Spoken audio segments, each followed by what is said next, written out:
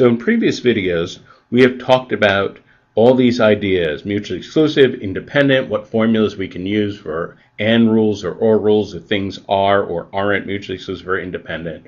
All fine, but then the problem comes, we get to a real question: how do we apply these rules? So this is a video where I'll start to talk about applying these rules. First of all, let's just review briefly, again, what do these two terms mean? Mutually exclusive means there is absolutely no way that these two things can appear at the same time. There is a 0% probability of them showing up side by side. These are often used for things of the same category. So for example, if I pull a single card from a deck, pulling a heart and pulling a spade are mutually exclusive, because if I pull only one card, obviously it can only be one suit. It can't be two suits at once. Similarly, if I roll a single die once, the faces of the die are mutually exclusive. When I roll a die once, I can't possibly get more than one face showing. So those are examples of mutually exclusive events. Independent means that finding out the probability of one tells you absolutely nothing about the probability of the other. In other words, the result of one outcome has absolutely no influence whatsoever on the result of another. Now, a few considerations about these. First of all, the conditions of mutually exclusive and independent are not common with people situations. They're more common with dice, coins, cards, etc. What do I mean by that? Well, if you think of the categories into which we put people, we can categorize people by their religion, by their political party, by their race, by their gender, etc., etc., etc.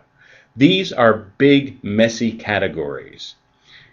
We can't really say that any one category is mutually exclusive with any other. We can't say that any one category is independent of any other. Categorizing people turns out to be a very messy business, because there are always those exceptions. There's people that are odd combinations of things. They're this political party, but they happen to be that religion, that sort of thing. Just human beings are just very quirky, and there are always exceptions to patterns. And therefore, these nice, neat distinctions of mutually exclusive or independent, they're almost never true when we're talking about classifying people.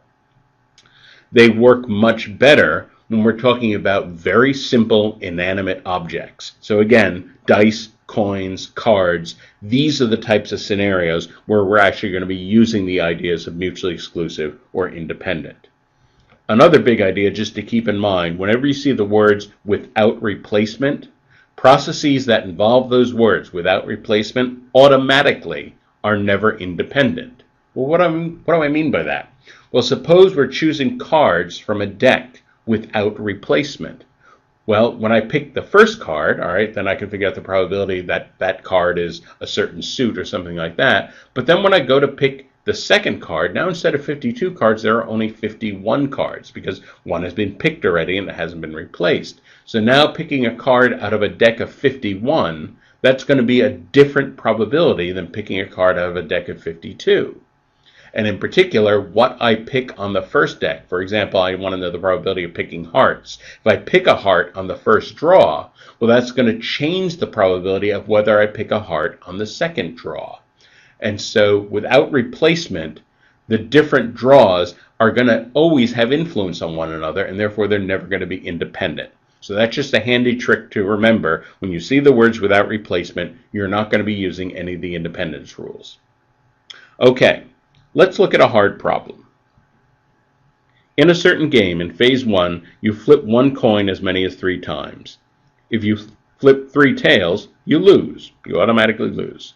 As soon as you get your first head in phase 1, you advance to phase 2. In phase 2, you roll a 6-sided die once. If you roll a 6, you win. For any other roll, you lose. What is the probability of winning? Now, of course, if this were an actual test question, we'd have to have answer choices. We're just going to treat this as a calculation here. You may want to pause the video here and attempt this problem on your own, just to get a sense of it. So this is my abbreviation scheme for the problem. In phase 1, we're going to have up to 3 coin tosses. If I toss tail, tail, tail, I lose. As soon as I get the first head, either on the first toss or the second toss or the third toss, then I advance to phase 2. Phase 2 just consists of a single roll of one die. If I roll a 6, I win. If I roll anything else, I lose. So first of all, notice that we're working with coins and dice. Again, very simple things. Whatever I do with the coins is going to have absolutely no effect on what happens with the die. The die roll clearly is going to be independent of the coins. And what this means is that phase 1 is independent of phase 2. So probability of winning, this is the probability of phase 1. What we get is the advance to phase 2. That's how I'll abbreviate it. And in phase 2, we roll a 6. Okay? That is a scenario that will result in winning. And because the two phases are independent, we can multiply these. So phase 1 results in advancing to phase 2 times the result in phase 2 is roll of a 6. Well, one of those factors is very easy to figure out. When you roll one die, what's the probability of getting a 6? Well, that's a probability of 1/6. So that means if we could figure out the first one, the probability that phase 1 results in advancing to phase 2, we would just multiply this by 1/6.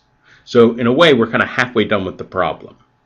Now let's go and look at phase 1 in a little more detail. Let's think about the outcomes here. If I flip a head, then I advance. If I flip tail and then head, then I advance. If I flip tail, tail, head, then I advance. If I flip tail, tail, tail, then that's no good. Then I'm out. And I want to figure out the probability of that, and that a direct calculation of that would be a little bit tricky. Notice that those three cases would have 3 different probabilities because they involve a different number of tosses in each case. But notice that of the 4 possibilities, 3 of them are the thing that I want, and 1 of them is not the thing that I want. This is an ideal scenario for using the complement rule. So the probability of advancing on phase 1 is 1 minus the probability of losing. Of course, the probability of losing is the probability of flipping 3 tails in a row. Well, what's the probability of flipping 3 tails in a row? Well, tail, end tail, end tail, that would be 1/2 times 1/2 times 1/2, which is 1/8. And so the probability of advancing would be 1 minus 1/8, which is 7/8. That is the probability that in phase 1 we wind up advancing to phase 2. So that's our first factor here. So we get 7/8 times 1/6, and this turns out to be 7/48. And this is actually the probability of winning the game. Now this problem here is probably a notch or 2 harder than anything you're going to see on the test, but it demonstrates the basic principles, dividing the problem into stages, and at each point analyzing, are things independent, are things disjoint, and can we use the complement rule to simplify? All of these are strategies that will help you analyze probability questions.